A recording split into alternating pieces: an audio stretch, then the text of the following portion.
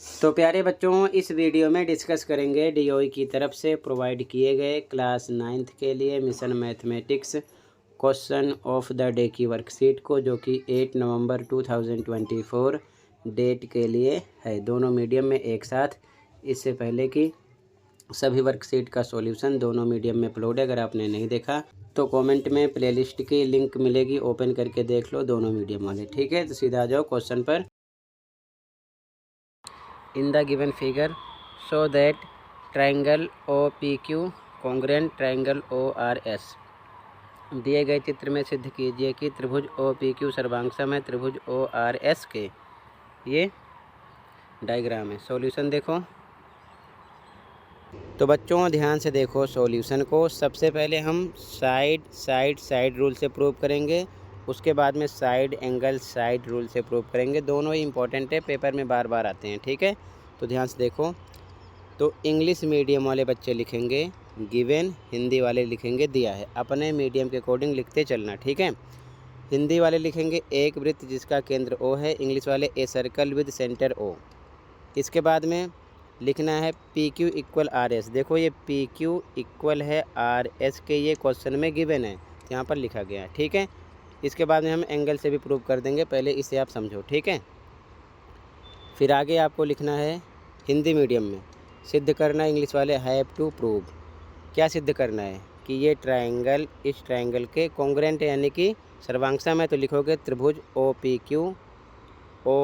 Q ये वाला सर्वांगसम है त्रिभुज ORS के। ठीक है, यानी कि triangle OPQ congruent triangle ORS। इसके बाद हिंदी मीडियम में प्रमाण, इंग्लिश वाले लिखेंगे प्रूफ। ठीक है, हिंदी वाले लिखेंगे त्रिभुज OPQ और त्रिभुज ORS में और इंग्लिश वाले in triangle OPQ and ORS। ठीक है, अपने मीडियम के अकॉर्डिंग। ध्यान से देखो, अगर मान लो ये सर्कल है, ये सेंटर है, तो यहाँ से यहाँ तक की डिस्टेंस क्या है इसकी, रेडियस यानी कि त्रिज्या।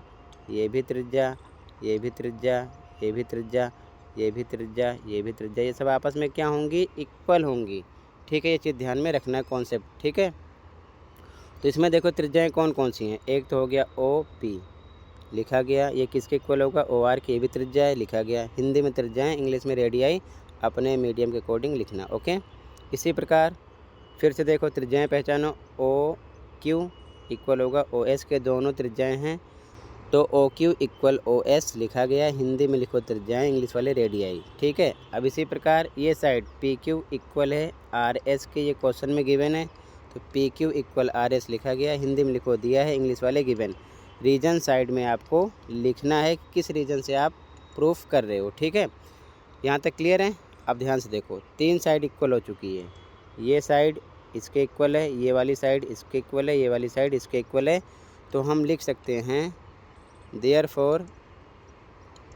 ठीक है, यहाँ पर देयरफॉर का निशान है, इसको इसलिए हिंदी में बोलते हैं triangle OPQ congruent triangle ORS, यानी कि इसलिए त्रिभुज OPQ सर्वांगसम है त्रिभुज ORS के। किस रूल से, साइड भुजा रूल से। ठीक है, ये साइड इसके इक्वल, ये वाली इसके इक्वल, ये वाली इसके इक्वल, तो तीनों भुजाएं दोनों त्रिभुज में एक दूसरे के समान हैं, इसलिए दोनों त्रिभुज आपस में क्या हो गया, कॉन्ग्रुएंट यानी कि सर्वांगसम, तो प्रूव हो गया। ठीक है, ये आपका मेथड 1 हो गया, ऐसे लिख लो।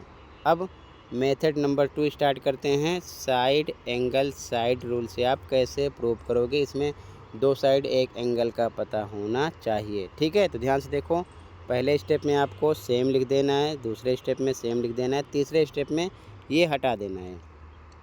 अब एंगल लेंगे, एंगल क्या पता है, देखो पता है POQ, ये एंगल दे रखे हैं, तो यहाँ लिखना है एंगल POQ इक्वल है किसके, तो दूसरे ट्रायंगल में देखो एंगल ROS के।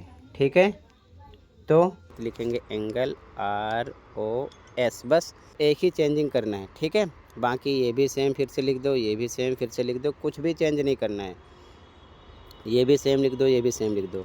यहाँ पर हम केवल साइड बदल देंगे, PQ इक्वल RS हटा देंगे। यहाँ पर आपको एंगल का नाम लिखना है। एंगल क्या आपका, ये लिखे हो angle POQ equal angle ROS के। ठीक है, तो यहाँ पर लिखना है एंगल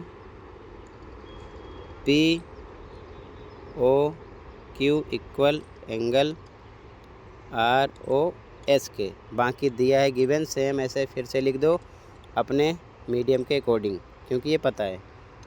ठीक है, लास्ट में फिर से आपको सेम ही लिख देना है।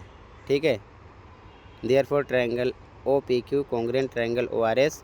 अब इसके बाद में आपको साइड साइड साइड ये रूल हटा देना है। यहाँ पर लिखना है साइड एंगल साइड। ठीक है, ये लिख देना है। क्लियर है, तो ये प्रूव हो जाएगा। अब साइड एंगल साइड का मतलब क्या होता है, देखो सबसे पहले तो एक साइड पता होनी चाहिए, ये पता है। फिर उसके बाद एंगल पता होना चाहिए, एंगल पता है। फिर साइड पता होनी चाहिए, यानी कि साइड के बीच में एंगल होना चाहिए, इसीलिए बोलते हैं साइड एंगल साइड। तो यहाँ पर ये कंडीशन लगी साइड एंगल साइड वाली। ठीक है, क्लियर है। तो दो मेथड से मैंने समझा दिया, दोनों तरीके से आप कर सकते हो। तो दूसरे मेथड से भी सब कुछ सेम है, केवल आपको यहाँ पर एंगल लेके चलना है साइड की जगह। ठीक है, और यहाँ पर भी एंगल लिख देना है। बाकी यहाँ पर रूल हटा के साइड एंगल साइड लिख देना है। प्रूव हो गया। इसी के साथ ये वर्कशीट कंप्लीट है।